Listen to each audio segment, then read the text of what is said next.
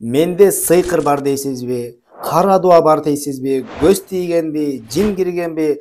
Деги эле сиздеги руханий ооруларды өзүңүзгө жолотпой турган, эгер болсо тазалай турган эң оңой сүрөлөр. Ошол сүрөлөрдүн бири бул Фалак сүрөсү.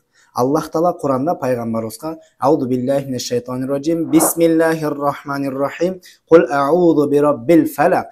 Таңдын Роббиси Аллах менен мен өзүмдү Аллахтан коргоо сураймын.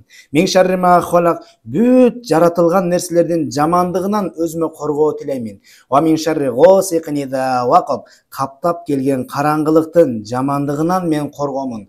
Ва мин шарри наффасати фил уқад, жана түйүндөргө дуалап окуган сыйкырчылардын жамандыгынан коргоо тилеймин. Ва мин шарри хасидин иза хасад, жана көрө албаган адамдардын көрө албастык кылганда жамандыктарынан мен өзүмө коргонуу сураймын деп Аллах Таала пайгамбарыбызга үйрөткөн.